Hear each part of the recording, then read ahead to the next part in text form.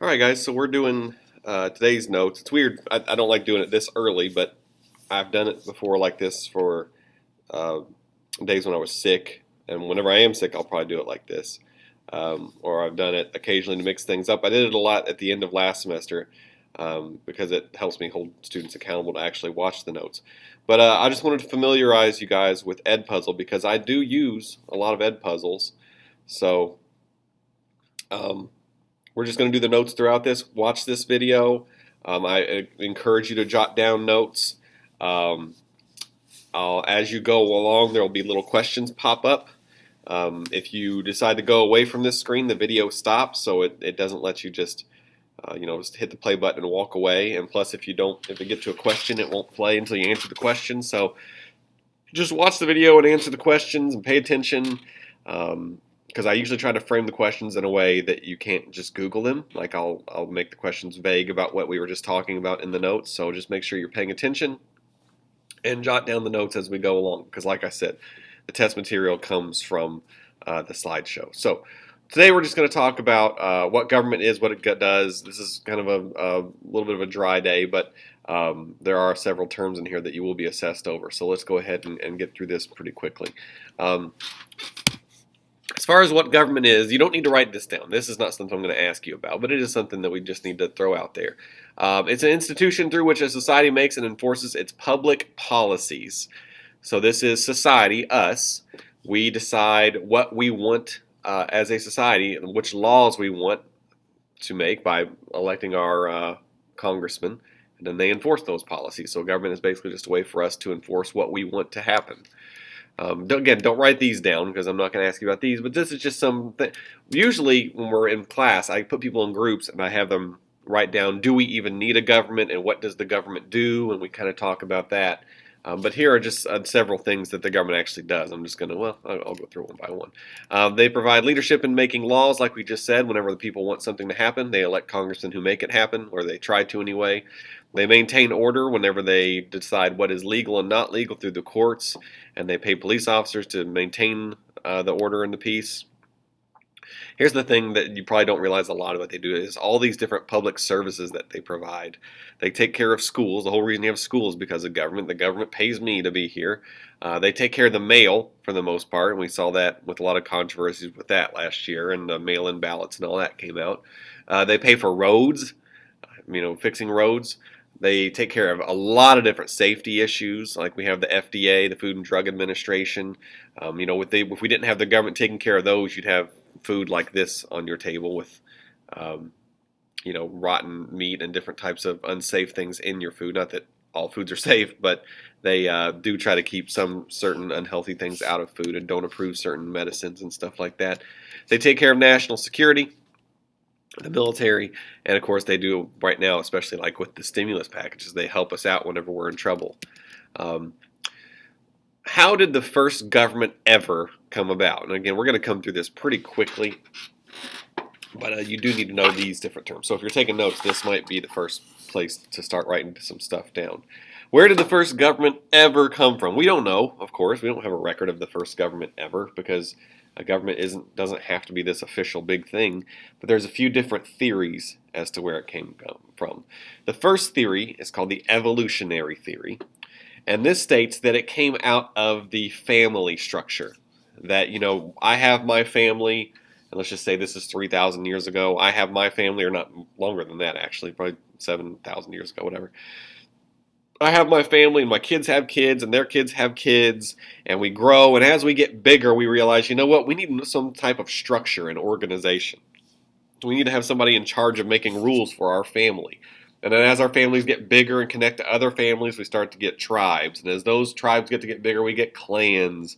And just basically, as families grow and intermingle, you realize you need to have rules for these families and people. So some type of system takes over, and that's the evolutionary theory, that the government came from families growing and evolving into tribes and clans and societies. Another theory, just pretty straightforward, is government came about because someone was stronger than someone else and said, hey, you have to listen to the things I say because I'm stronger than you. I want to do these things. You're weak. I'm strong. Do the things I tell you to do. That one's pretty easy to remember.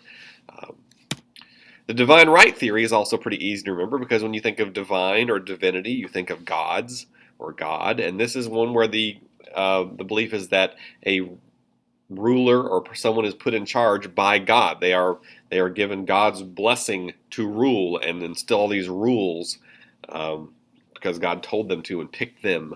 So the divine right theory is that someone has God's blessing to be in charge. And then the last one is a more modern idea. It's called the social contract theory. This is the idea that we as people want there to be order. Like, if there was no such thing as government, there would be anarchy. It would be survival of the fittest. The strong people would take what they want. The weak people would suffer. And so we think, you know what? We don't want that. So let's all agree, as a society, we'll just agree to put some people in charge. And as long as they do a good job, they can stay in charge. So that's the contract, the agreement, the idea that the people agree to put these people in charge as long as they do a good job. Okay? And that's an idea that we've kind of installed in our American government. The whole idea is that we put people in charge in Congress, and if they don't do a good job, then we can vote them out. It's often not as simple as that, but that's the whole idea. Okay? On this, force theory and divine right theory are pretty simple. But on a test, which you will get asked questions about this on your first test, these are by far the ones that people miss the most: evolutionary theory and social contract theory. So just keep that in mind. Okay? A couple of types of government. Now we're going to base this off of two different categories. This is based off of who has the power. Okay? There are three different types. In a unitary government, there is a strong central government, like the big national government. And then you have really weak local governments, like your states. I'm using the U.S. as an example. This is not what the U.S. is right now, but this would be the idea that it's slowly becoming closer to that because the federal government is a lot stronger than our state governments right now.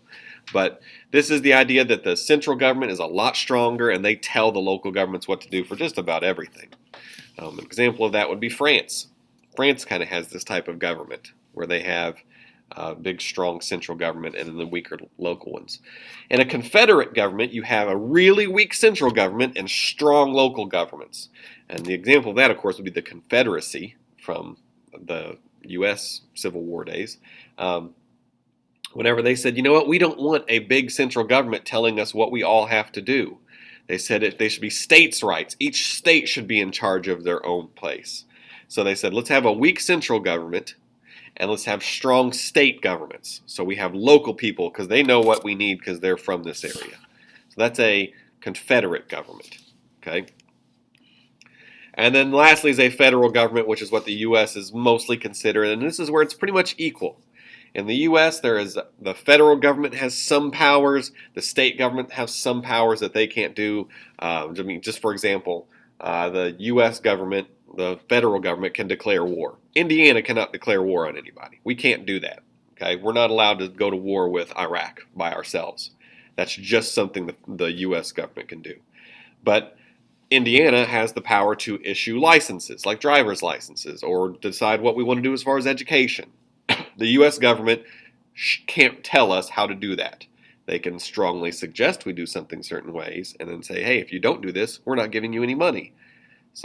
But that's kind of how I hinted with the unitary thing. But in reality, Indiana has some things they can do on their own. So they share powers with the federal government.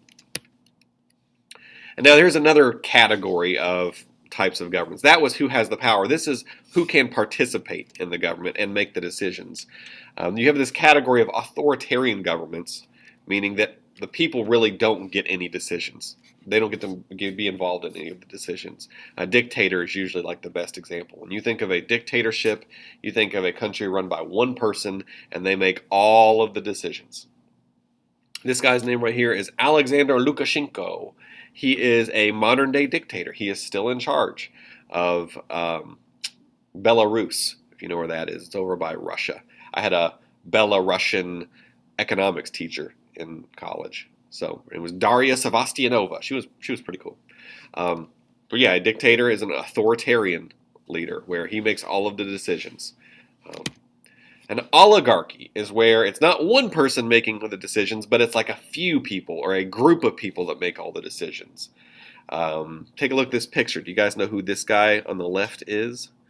That is Bernie Sanders. I mean, he's a left winger, hated by conservatives, loved by super liberals. Moderates not a big fan of him. He ran for president, got a lot of votes to get the Democratic ticket or Democratic nomination to run for president. This was during one of the debates. He is funny to watch. During one of the debates, what's this guy's name? He won. Is this Hickenlooper? He won in Colorado. Anyway, he was mocking Bernie, and he was saying, he was criticizing one of Bernie's policies, and Bernie was huffing and puffing, and he said, "Just go ahead and throw your hands up, Bernie." And Bernie said, "Okay," and he threw his arms up. It was pretty hilarious.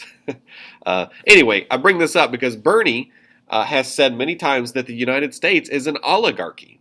He said that the people in the U.S., I'm going to make it a question here. Who do you think Bernie says is in control of the U.S.? If you know Bernie well, you probably know the answer to this question. But he says there's a small group of people who make all the decisions in the U.S.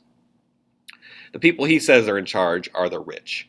He said the rich get to decide who gets elected because they give them all the money. They fund their election campaigns, and therefore they get to decide who the congressmen are, and they tell them, hey, if you do this thing, if you make this law, I will give you all this money. And they get elected from their money, and then they do what the rich tell them to do. So Bernie says that we're an oligarchy because the rich are in charge.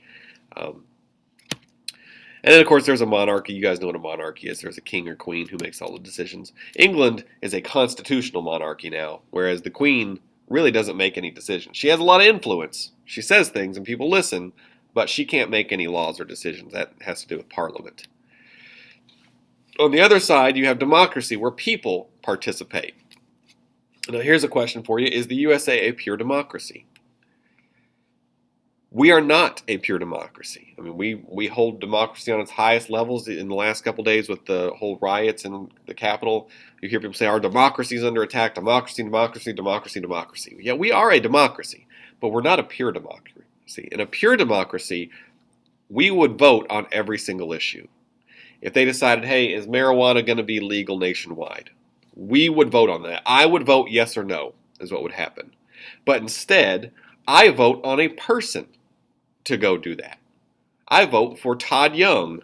I vote for Joe Donnelly. I vote for Mike Braun. I vote for Trey Hollingsworth or Liz Watson. Is that her name? Anyway, I vote for one of those people to go make that decision for me.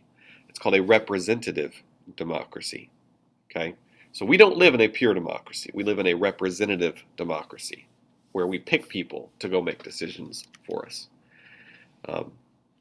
And just for fun, this is a little game I like to play with students to see how well they know it. We talked about dictators, and dictators are kind of interesting to talk about sometimes. They're not good people a lot of times, but they're interesting. So this is Who's That Dictator? I'm going to pop a picture up on the screen, and you tell me who this person is. If you don't know, that's fine. Okay, if you're watching this and doing the Ed Puzzle, which I don't know how you would hear me say that if you're not watching this. But I'm giving you points for this. If you don't know this is fine. This is more just like kind of for fun and to test yourself. So here you go. Do you know who this person is? And if you do, write down their name and where they were in charge or are in charge. I don't know if any of these people are still alive. That is Kim Jong-il, Kim Jong-un's dad. He was the crazy guy in charge of North Korea whenever I was in school. And then I usually ask people, like whenever we do this in class, people say, oh, I know who that is. And I say, oh, well, do you know where that is on the map? And I make them come up and point to it. North Korea is right there, across from Japan. Here's one that's a little easier. It starts off easier. Do you know who this is and where he was in charge? This is Joseph Stalin. He was in charge of communist Russia, Soviet Union, during the Cold War and the World War II. This is one that's easy. Everyone knows where Russia is. Do you know where Moscow is? I think if you can point to it on your map where Moscow is when I pop it up here. I would get it wrong before I made this map. I didn't realize it was that close to Europe. I thought it was a little bit more left center. This one's easy. Everyone knows where this guy, Adolf Hitler, was in charge of Germany, which is right there. How about this one? You know this guy and where he was in charge? That is Benito Mussolini. He was in charge. He was a fascist dictator of Italy during World War II. Italy, of course, is right there. Here's one that some people know, but it's getting a little dated. This was my bad guy in high school. He was the one we were going to war with that we didn't like. This is Saddam Hussein, who was in charge of Iraq. We went to war in the Middle East under George W. Bush. Iraq is right there. Here's one a lot of people don't know. Probably the most stylish of all of the dictators, with his looked like fashionable women's sunglasses.